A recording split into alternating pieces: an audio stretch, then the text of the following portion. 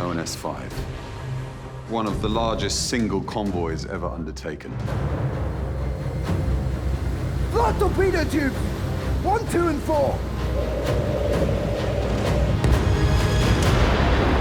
Dönitz's fleet is expanding, and he will not rest until he sent every convoy ship to the bottom of the North Atlantic. 41 U-boats. A wolf pack like we've never seen before. Ladies, remember, every one of you plays an essential part. Never forget that. Don't overestimate your opponent. Strike him dead. Escort ships, half raspberry! Half raspberry!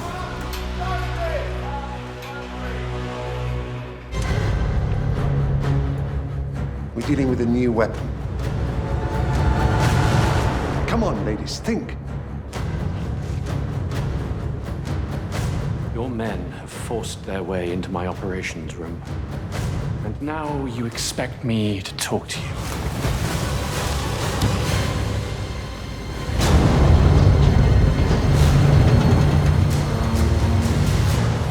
This is the breakthrough we've been waiting for. There's no going back.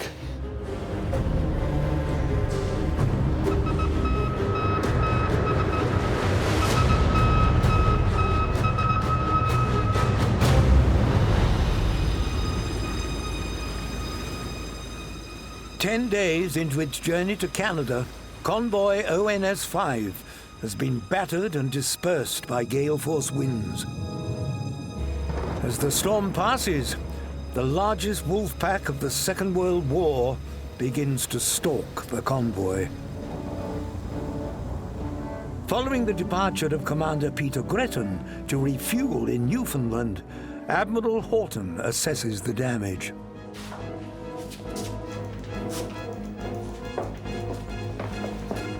Got Gretton's report. Before detaching, he said he could only account for 32 ships. That leaves what? 9 or 10? God knows where they are. Scattered all over the ocean for now, probably. And he sent another escort to assemble them. Until we get any further information, shall I put the stragglers here, astern? No air cover and down to 7 escorts. I hope this new man, Sherwood, is up to it.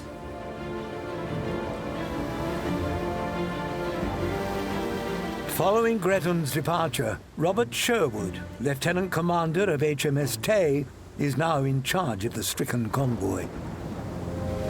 There's sitting ducks out there, bobbing around like corks. We need to start rounding them up as soon as we can. Sherwood is now your #1 man. He's the commander in charge. But lo and behold, there he is, literally in the eye of the storm. Multiple intercepts.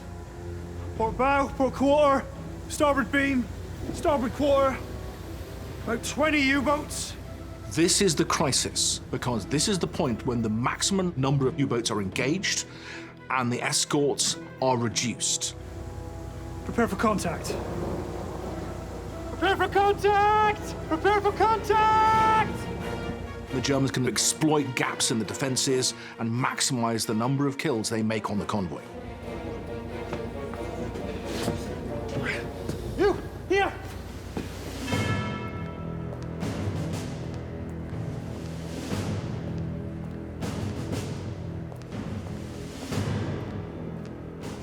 In spring 1943, after the German army's defeat in the Battle of Stalingrad, Dönitz is still gaining successes in terms of sinking enemy vessels. So strong hopes lie from this side of Hitler on Dönitz to be one of the men who is still able to win the war for Germany. What he really wanted to do was wipe out a convoy altogether, to demonstrate to the Allies that they could not venture onto this ocean, that that convoy could lose every ship in it. That was his goal.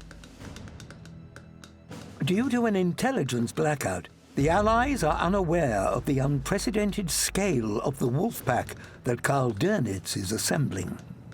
We're covering 400 miles. West-northwest to east-southeast. 41 U-boats. A wolf pack like we've never seen before. We're getting sightings. Ships drifting miles from the escorts. What are they waiting for?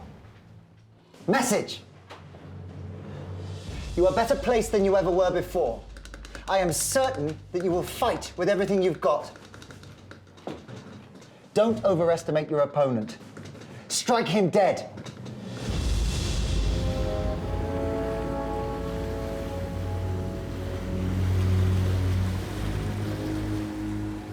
Six miles behind the convoy, a straggling merchant ship is spotted by U-boat 707. Flood torpedo tubes! 1, 2, and 4!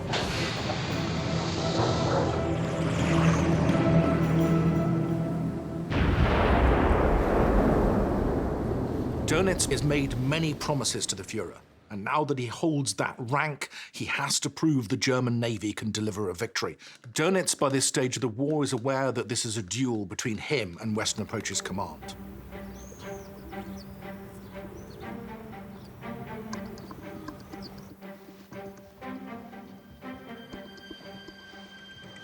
So many stragglers, miles away from the convoy. There could be strikes that Sherwood doesn't even know about, ships that have already gone. We have to focus on what we know for now. Sherwood has done our course. He'll know what to do. Will he? It's that simple, is it? Did I say it was simple? It's one thing to teach them here, in this little room. It's quite another out there.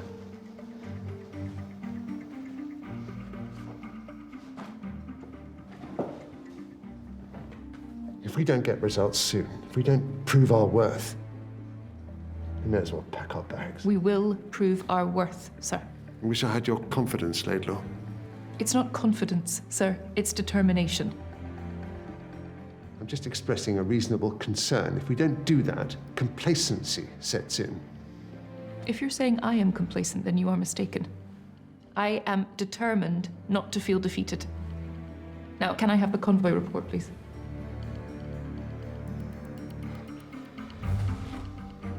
For Roberts and Laidlaw, the pressure is on because they're just hoping that when the weather improves and the U-boats do start really circling, that the Watu tactics kick in, that they'll be able to show once and for all that they work. As the convoy travels into the Black Pit, where there is no Allied air cover, the wolf pack begins to penetrate the screen of escorts. This is a crucial phase, and this is where the convoy escort commander comes into his own. Message from Admiralty. Heavy and continuous traffic in all directions. One of the key benefits of wargaming is that it allows officers to practice and create a sort of muscle memory about responses to different scenarios. They just do it intuitively.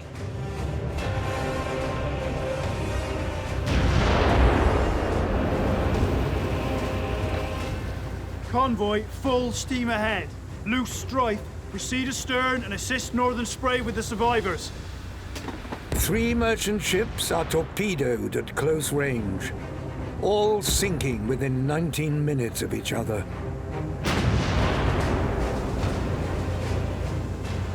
They're in columns 1 and 2. Escort ships, half Raspberry. Half Raspberry! Half Raspberry. Similar to Raspberry, however, some escorts are held back at the group commander's discretion to protect the convoy, whilst the other escorts hunt for U-boats. Half Raspberry is the brainchild of Jean Laidlaw, as was Raspberry. She's our statistician, she's one of our pioneering female accountants, and she's someone who is quite literally taking the fight to Hitler via our escort commander, Sherwood, who's falling back on a plan designed by a woman. I bet she burnt the candle at both ends, looking at those fresh sets of statistics. How do you confront 8 wolf packs? How do you confront an enemy that's 30+ U-boats strong? This is a totally different fight. Once the escort ships are in a half Raspberry formation, a pattern of depth charges are fired.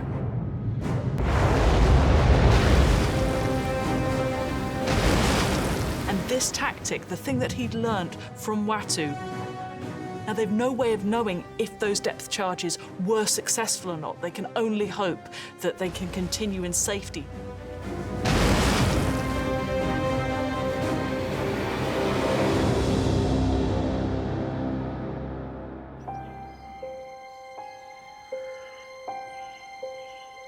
In Belfast Castle, Christian Oldham, awaiting news of her fiancé John Lamb, refuses to leave the plotting room. It was the only place where you could have any contact with what was happening to John. So naturally, I needed to stay there. And although they tried to persuade me to, I probably lay down on the chair or something, but there was no way that I could leave the plot until the battle was decided. Christian doesn't yet know that HMS Oribi is about to play a key part in the most important sea battle of the Second World War.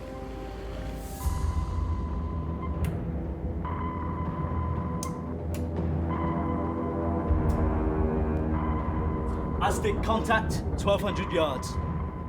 Around midnight, the Oribi, which is one of Horton's support ships that has come to rescue this convoy, gets an Aztec ping on a U-boat, and it goes in pursuit. And John was woken up by a huge bang, which he thought was them going aground. But as they couldn't possibly go aground, he realized, because they were right out in the middle of the ocean, he realized that he couldn't be that. What could it be? In 2 seconds, he was back on the bridge, and there he found that his ship had rammed the U-boat and was actually lying on top of it, so that he could then see the extraordinary sight going on. As HMS Oribi heads to Newfoundland to refuel, the whole of the U-boat crew is left to perish. During the Battle of the Atlantic, on both sides, a process of brutalization took place. And this led to incidents where, contrary to the laws of the sea and also international law, survivors were not picked up. There is chaos. There's the sound of depth charges going off. Ships that have been struck, and there are flames visible in the darkness, silhouetting the other vessels around them, making them increasingly at risk of a torpedo attack. They're now perfectly in target, silhouetted for the U-boats. In addition, there are escorts racing from point to point, following the tactics that have been defined by the escort commander, and the U-boats hovering on the periphery, looking for an opportunity to work their way through to the convoy to target their victim.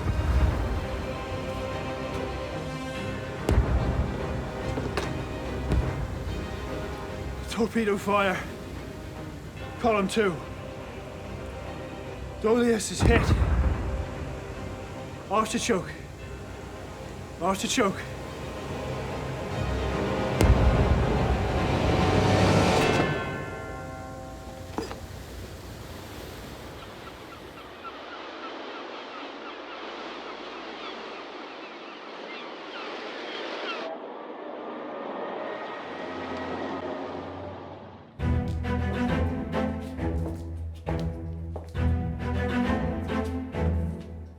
Wake up. Come on. Let's be having you. From Sherwood.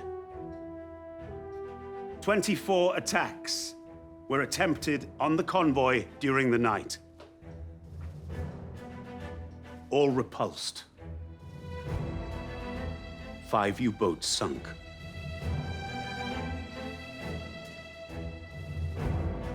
Vedette claims hits. Loose Strife depth charged the U-boat which surfaced and blew up. Sunflower has 1 depth charge remaining. Sunflower rammed 1. Snowflake destroyed 1 by depth charge. And Oribi rammed 1. Well done, all of you. Thank you. Well done. Well, as you were, They would have been absolutely thrilled and delighted if they'd even managed to sink one. But to sink 5 U-boats means that the tactics that they've put in place are clearly working. And what it really means in the overall war for the Atlantic and to Dönitz is that everything is changing now. It's just so important, and it means an enormous amount to the entire team of the Wrens at Western Approaches.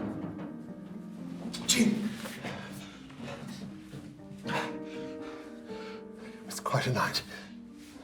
Well, can I take heart? That is your prerogative. All I can say is that I think there'll be a lot more food on our plates soon.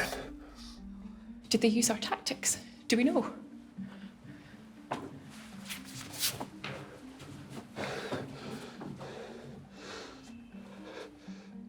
I believe so.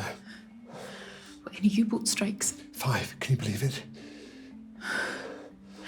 And to think we used to count ourselves lucky if we managed to sink one. Indeed. How many ships were lost? 13, I'm afraid.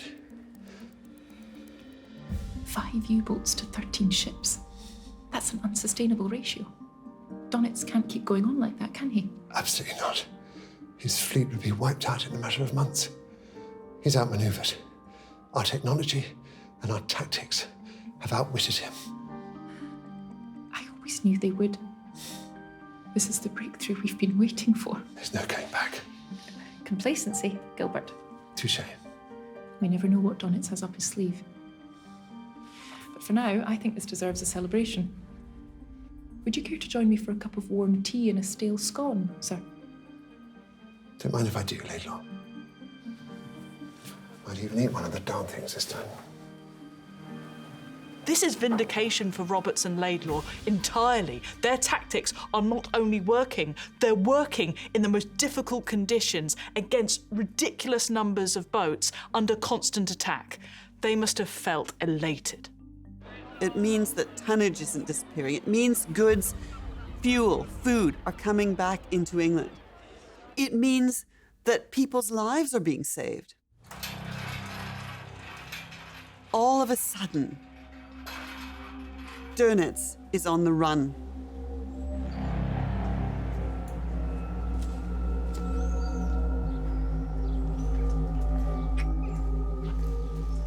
Dönitz is summoned to the Wolf's Lair, the Wolfschanze, Hitler's headquarters on the Eastern Front. You know what our people are calling that convoy? Hitler is furious and he rants against Dönitz. How dare you? You promised me these wolf packs were going to destroy and decimate these Allied convoys. We were going to conquer Britain. And now what's happening? It is not our tactics that have failed. That would be to ignore the real truth. The enemy's new technology is making it impossible for us in the Atlantic. Their new radar can find us in 0 visibility. In a fog, we are fighting blind. We have losses of 15 to 20 boats a month. War is a numbers game. The bottom line, you've got to have the statistics on your side. And what we see is quite literally the tide turning in May of 1943. We have an unsustainable level of U-boat losses. It's not defeat. We withdraw, we regroup, we develop the Wren, and when we are ready, we go back to the Atlantic. We will prevail. The Wren, a new weapon that Dönitz has been developing since the beginning of the war, is about to be launched. Hitler believes that other weapons, his so-called wonder weapons, will attain the victory, and merely slightly improving a U-boat isn't as exciting as the new weapons that he's looking at, the new weapons that promise victory.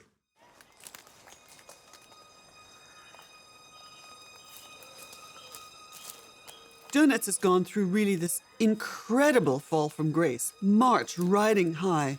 Now, by May, it's all over. He starts to withdraw his U-boats to the Azores because there's no point in keeping them in the Atlantic any longer. This is known in Germany as Schwarze Mai, Black May.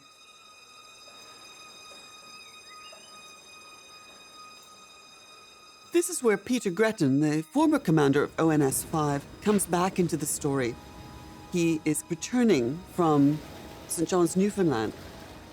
They call a Watu tactic observant. And because of this, a U-boat is sunk. And one of the victims of that sinking is actually Karl Dönitz's son, who dies in the attack. Actually, Dönitz lost his two sons, who were also naval officers, in action. I certainly believe that he felt grief and it was a big loss for him, but it did not affect him as a naval officer and as a professional soldier. Well, it's very similar to the British approach of keeping a stiff upper lip. Following the relocation of Dönitz's U-boats to the Azores, the Allies are now able to transport vast amounts of supplies and troops across the North Atlantic. And of course, this allows Britain and America to plan the re-invasion of Europe. They can push the Nazis back now, once they get all their supplies. But the Battle of the Atlantic isn't over, and the work of the Wrens is not yet done. I was working in Whitehall. I had a little office below the stairs, all to myself. And the walls of the office were all covered in huge scale maps of northern France, which was where we were about to have our great battle, which was going to be called D-Day. My job was to draw a map of every compass bearing on that particular point, so that any captain of a ship who was intending to invade from that point would be able to identify exactly where he was. And that was my job, which was quite interesting and extremely secret, of course. The date and location of D-Day are known only to the very top of Allied command. But it is an open secret on both sides of the Atlantic that preparations are underway.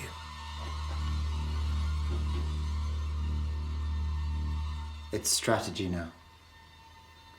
Stealth, cunning, this.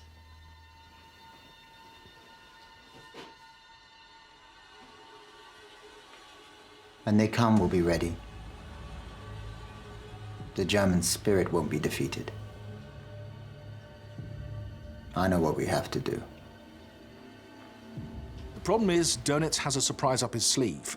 The question is can they work out what it is before a catastrophe happens?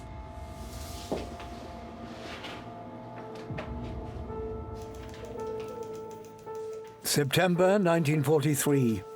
4 months after ONS 5. 2 convoys, delayed by poor weather, come under ferocious U-boat attack. Roberts, come and see this.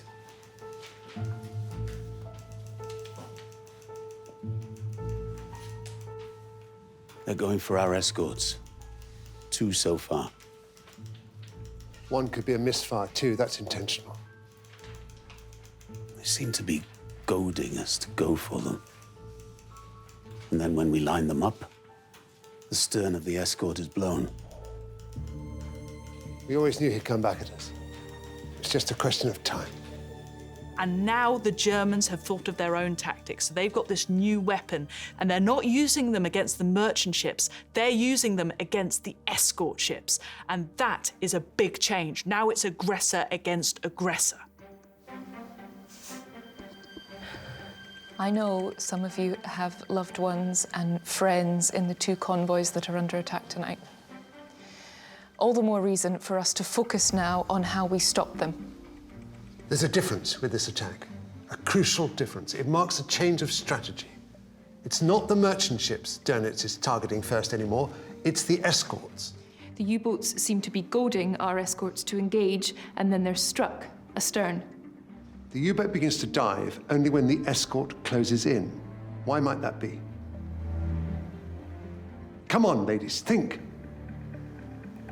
Sound? They need our ships to move. Good. It needs the sound of our Escort's propeller to find its target. We're dealing with a new weapon. The German Navy acoustic torpedo. And we need to work out a new tactic to stop it. This is exactly the point of Watu. Something weird happens, tell Watu. They will go away and think about it and explore the options. Roberts and Laidlaw know that the acoustic torpedo targets the loudest sound, the twin propellers of the Escort ships. So they look at how these acoustic torpedoes are working and they find out some key points. Firstly, the U-boat wants the Escort ship coming towards them so they can fire the acoustic torpedo. And that is when you turn your ship and you go in the other direction. The acoustic torpedoes will miss you. That's when you turn back on the U-boat and you go full pelt and you ram it. So, that's how it works. We should think of a code name. Please, not another fruit.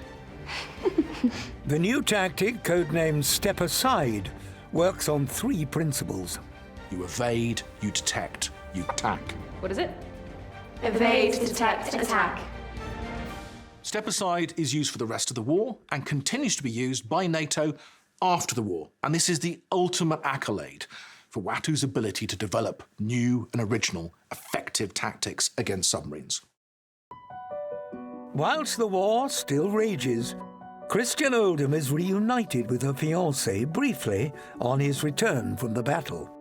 In December 1943, they meet up for the 3rd time to be married. It was a very good party. And then we were lent a baby Austin, which we drove to the Savoy Hotel for part of our honeymoon. It was all great fun. It was really such a splendid idea to be able to get married and rush off and drive by car, just ourselves without anybody else. It was very good. We enjoyed ourselves.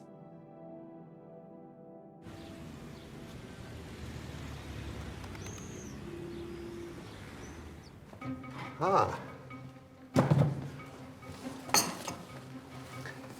I have news. I received a letter. You have? That's good. Not just any letter. I am to be honored. A commander of the most excellent order of the British Empire. CBE. That's marvelous. And there's another thing. I wondered, would you accompany me to the palace? Oh. I couldn't have done it without you. Of course. Thank you. Splendid.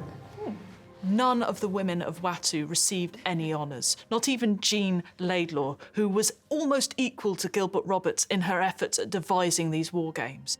It's really very moving to look at the history of the Wrens at Western Approaches, the contribution that they made, the sacrifices that each of them made in their own personal lives. And they really did do an enormous amount, actually, to help win the Battle of the Atlantic. None of them were ever honored officially. As D-Day gets closer, one of the few people to be involved in the highly secretive planning is Gilbert Roberts. Sir. There was a genuine concern if Dönitz understood that there will be large ships maneuvering in position. If a U-boat gets amongst those, it is going to kill thousands of troops or destroy hundreds of tanks. I've just got back from London. We will be teaching a new course, 3 days, to include tactics on patrols in shallow water, escort duty of unusual objects, attacks in confined waters. Tactics that could be deployed, say, in a water-based invasion. It is not our place to speculate or share our speculations, Jean. Talk is cheap. Yes, sir. Dönitz is still out there. Let's focus on that. Of course. What can I do? And in fact, when the monarch himself is informed that Watu has been tasked with this, he actually states to Roberts that his confidence is now complete. He is more than sure that U-boats will not get towards the invasion fleet. D-Day has come. Early this morning, the Allies began the assault on the northwestern face of Hitler's European fortress. I heard it on the radio. I was more than frightfully excited, I can tell you. I didn't know whether they ever used my maps, but they had them anyway. D-Day was the largest amphibious operation in the history of the world. Tens of thousands, hundreds of thousands of men, and even more importantly, their supplies. The trucks, the jeeps, the tanks that had to get across the channel, the food to feed them. I think we all felt enormous relief, and not least for our free French friends, that at last Europe was going to be freed. We always had absolute confidence that that would be the conclusion. It was the most wonderful moment of my life. Misled by the Allies to believe that D-Day is going to happen near Calais, the Germans are totally unprepared for the landings in Normandy. Dönitz is absolutely shocked. So what does he do? He goes in for a sort of a reckless, strange order to his men. Every enemy vessel is a target. It is to be attacked. Even if this carries the risk of loss of one's own life. Many U-boat captains see this order as a kind of a suicide mission. It is like Dönitz is kind of saying, I even sacrifice my sons on the altar of the fatherland. So I'm not expecting something from my crews or from my commanders that I wouldn't do myself. Only 35 U-boats scrambled to Normandy. Deterred by Watu tactics and the vast invading force, they sink only 23 Allied vessels. It is my belief that if Watu had not been deterring U-boats through the deployment of escorts, the use of mines, etc., that there would have been probably major attacks on the fleet. Even though there were a few U-boats, this was the decisive battle. The Germans would have taken every risk if they had a chance of disrupting that invasion. And in the end, 5 U-boats limp back to their ports. This is a terrible, terrible blow for Dönitz. Once the high, mighty admiral of the German Navy, he now has 5 U-boats back from Normandy landings.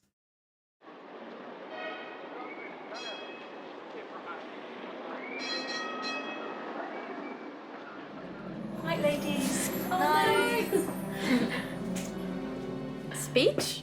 Yes, speech. No. I will leave that to the admirals. But I will say this. We may not be awarded CBEs, but we are honoured to have served our country. Every one of us has helped to save fathers, sons, brothers, uncles, sweethearts. And if you don't believe me, here, look at this. Ta-da! Look who it is. Captain Roberts. June, you're the performer. You should read it. Yes, here it is. So thorough is the course, so clever the setting of each game, that many naval officers fighting actual U-boats in the Atlantic suddenly realized that they first saw the same situation present itself when it was only a game on a make-believe ocean. Isn't it a little strange to be put in a magazine, giving the game away? Excuse the pun. When the war's not even finished. It is strange, but It must have been cleared for publication. They must want the Germans to know about us, in case they start again. We call it today an information campaign. That is where you put a message out which is designed to influence your adversary's thinking, to deter them from action, or to confine their thinking, to concern them, to add an element of risk to their decision-making. I know you're too modest to think this, June, but you really should think about modelling or acting when this is all over. Everyone says it. You should. You really should. It'd be a waste of that beautiful face if you didn't. What about you, Jean? Will you go back to the accountancy? If they'll have me. A mere woman. Yeah. I mean, you only helped win the Battle of the Atlantic, so... Not that we can tell anyone it was us. Good girls, polite girls, didn't show off. Heavens above. No, that's not what women in the 1940s were encouraged to do. So the Wrens, that crucial crack team in Watu at the top of Derby House, didn't leave much of a paper trail. Well, cheers to us. Cheers. As the Allies push through Nazi-occupied Europe, Karl Dönitz's life takes a bizarre twist. On the 29th of April 1945, Berlin has been under siege by the Soviets, and they are desperate at this point. There are children with guns in the streets trying to defend the city, and they just can't. Hitler knows this, and he gives up. He commits suicide. But before doing this, he names his successor. And that is Dönitz. Dönitz had once seen himself as one of the sort of saviors of Germany along with Hitler. They were going to create this sort of brave new German Reich.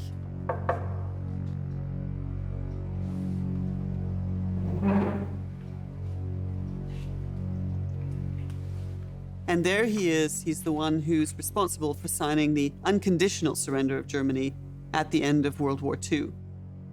Enter. For this lowest point, really, in German history. Overseeing the unconditional surrender of Germany, Dönitz betrays Hitler and the Reich. But his leadership is in name only. After 23 days, he is arrested by the Allies and charged with war crimes.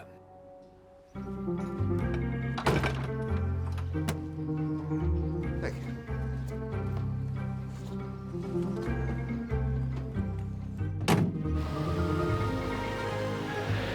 But before Dönitz's fate is sealed by the Allies, Gilbert Roberts faces one final challenge.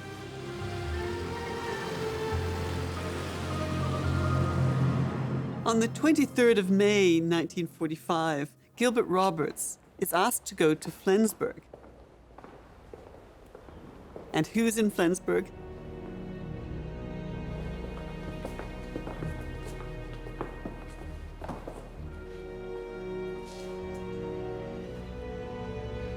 Good afternoon, Admiral. I am on Admiral Sir Max Horton's staff. I'm here to gather information about German U-boat practice. As Führer, I have a number of duties to perform in Luxembourg. Very well. I will not keep you. One can only imagine this encounter between these two men who for years have been locked in a deathly struggle for mastery over the Atlantic. And yet there they are in these sort of peaceful surroundings at the end of the war, looking at one another and sizing one another up, and then finally having to say goodbye.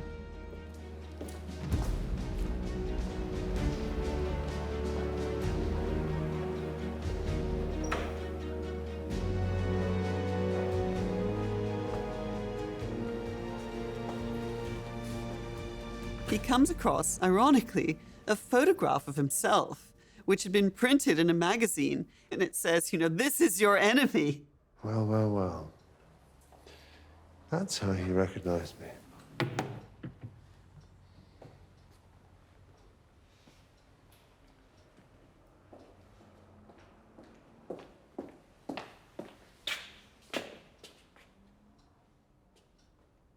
Your men have forced their way into my operations room. I've been waiting 5 hours in the parade ground. They've broken into my cabin, and now you expect me to talk to you. Es tut mir leid.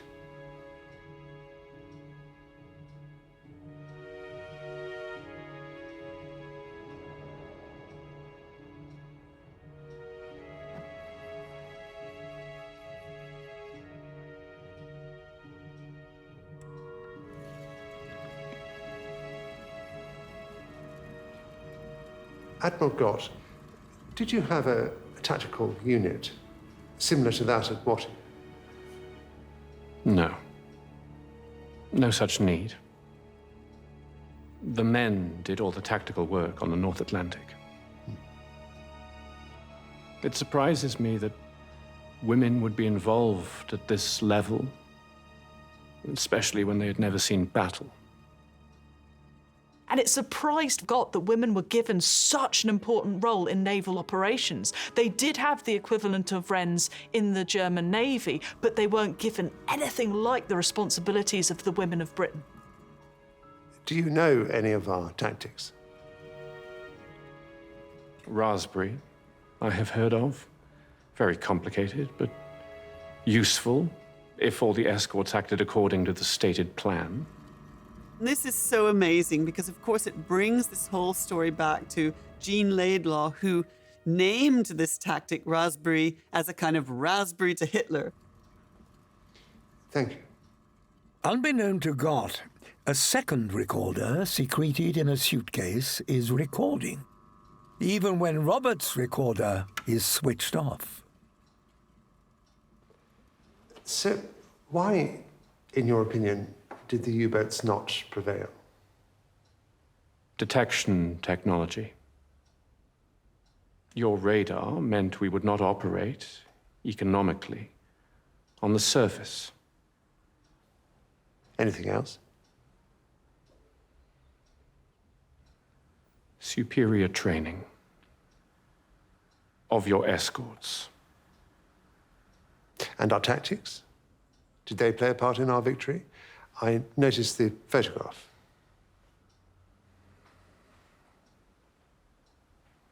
Perhaps. The information gained by Roberts from Gott is a real vindication for Jean Laidlaw. She managed to get into the brains of U-boat captains. She understood their tactics just from her wargaming strategies. It was an amazing vindication for her and everybody at Watu.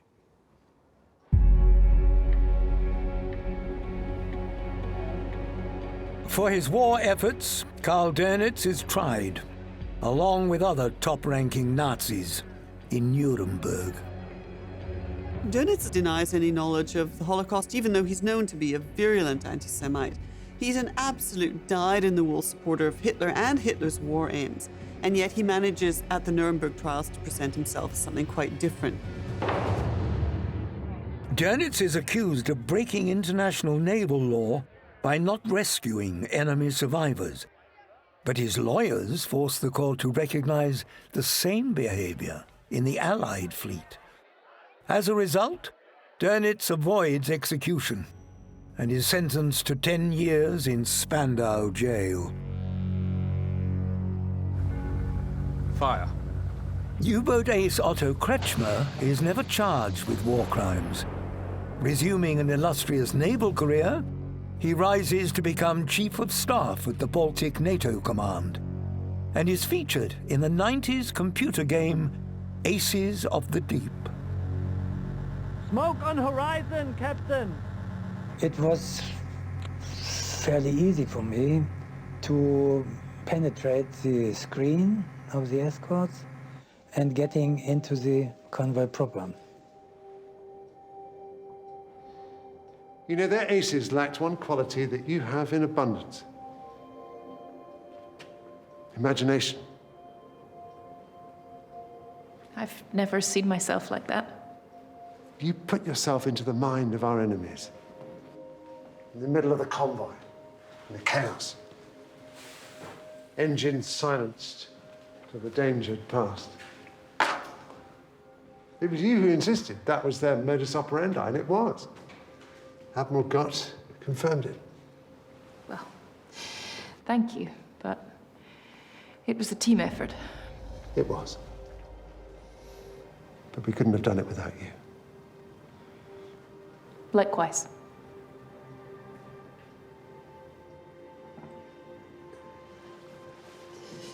Laidlaw. Sir.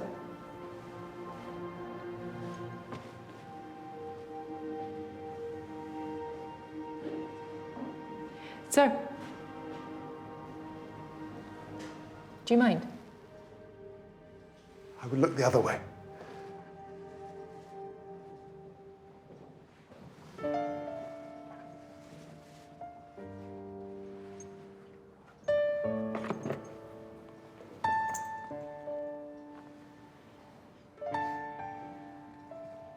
The Battle of the Atlantic is against our two great enemies,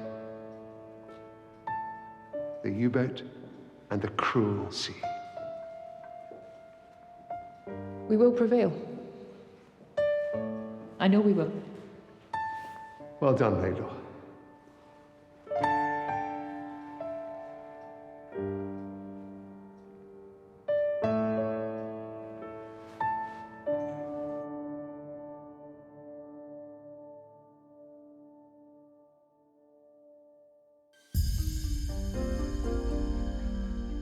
After years of ill health and campaigning for arthritis charities, Gilbert Roberts, CBE, dies in 1986. I find their story tremendously moving. It's inspirational. It's just a symbol of what women were capable of if given the chance, even in the dire circumstances of the Second World War. So really their story should be celebrated, should be written large, and should be really commemorated as much as possible. After the war, Jean Laidlaw resumes her career as an accountant and lives quietly with her partner Beryl until her death in 2008. So meet Wren rating Janet Okel, the woman who beat you 5-0. Janet Okel returns to her old life near Liverpool. She dies in 2005, less than 10 miles from the Western Approach's tactical unit. Never surrender. June Duncan enjoys a successful career as a top model and actor, later becoming the assistant editor of Harper's Bazaar. In 1945, Vera Lawton-Matthews, wartime director of the Wrens, I've got a secret little plan. is made a dame. She dies aged 71 in 1951. What have I done, you may ask, compared to what my boy has to put up with? Dodging submarines in the Atlantic. When I have talked with women, how often, when I admired their pluck, have I heard them say, "Oh well, it's not much. I'm just doing my best to help us win the war." The Watu Wrens may not have received any honors, nor did they publish their memoirs, but they did something far more important. They recaptured the savage waves of the Atlantic for the Allies, and so delivered them victory.